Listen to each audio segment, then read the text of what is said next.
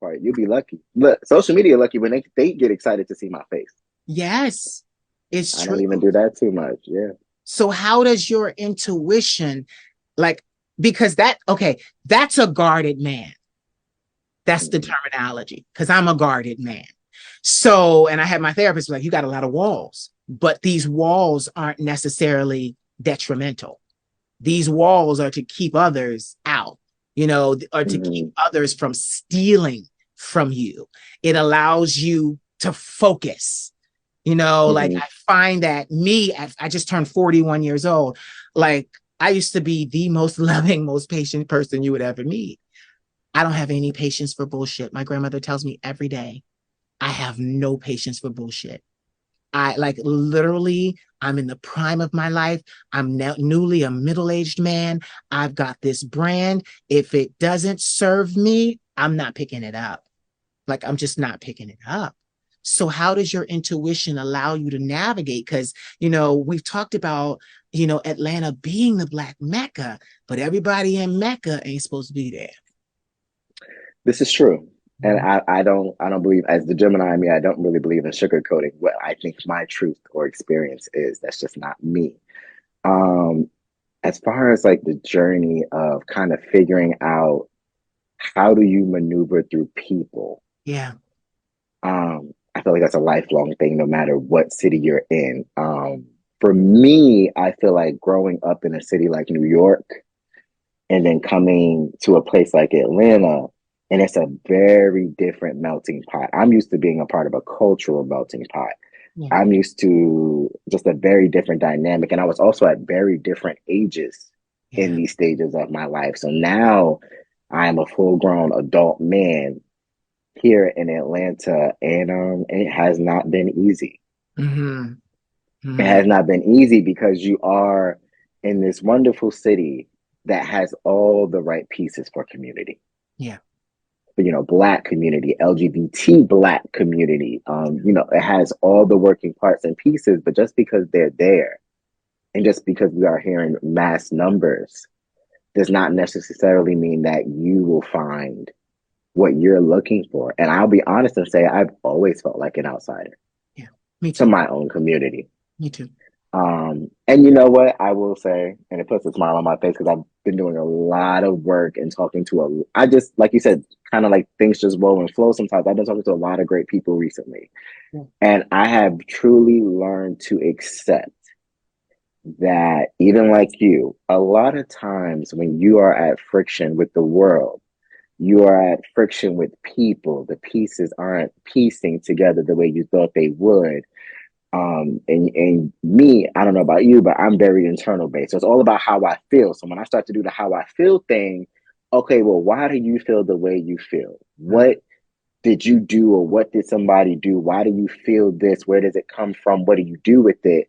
And going on that journey and how it relates to people, community, and experiences, I've learned to accept me for all of my greatness.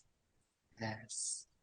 It Yes. to really take a moment and a breath, and it goes back to that being kind to yourself. We're not taught to acknowledge special human beings in this world. We're not really taught to recognize that and understand what that is. And it's those people who are elevated in frequency, elevated in persona, personality, and light and love, those beings walking around every day that sit on this exceptional level that causes them to have friction with other people. It's not a bad thing. People are naturally fearful or confused by that with which they don't understand. And I am okay at this point in my life with people not understanding. I am so at peace with people not understanding because in the past, there was something I internalized as something negative about me. And I have been reinforced over and over again, meeting wonderful people in New York, Atlanta, every city I've traveled to.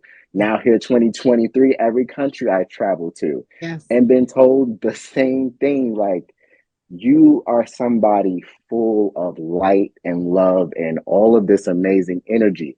So, why do people, or why should I double down on that? Yeah. because I am interacting with people who right now in their journey, they can't understand my frequency.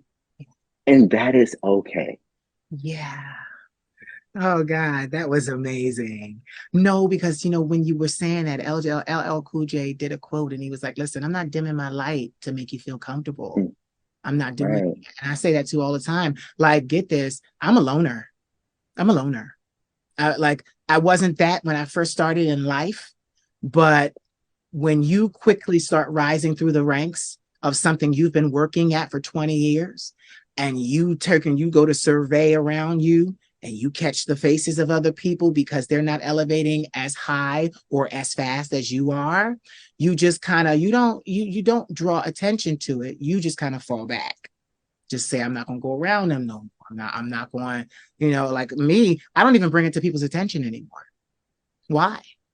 If you can't check your own behavior, if you don't know how you're acting, me telling you about your behavior is not going to do anything because you're unaware. So I just, like I said this the other day, I'm a light as well. I suck all my light out of the room. I take I'm not Christian, but it's like Jesus says, when I come, my reward is with me.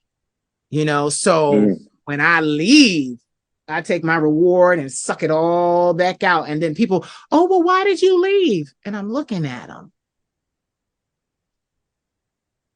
And then I don't even answer because I'm like, okay, you are clearly not even aware of the fact that you were disrespecting me. That's a dangerous thing, mm-hmm. to not be aware of self.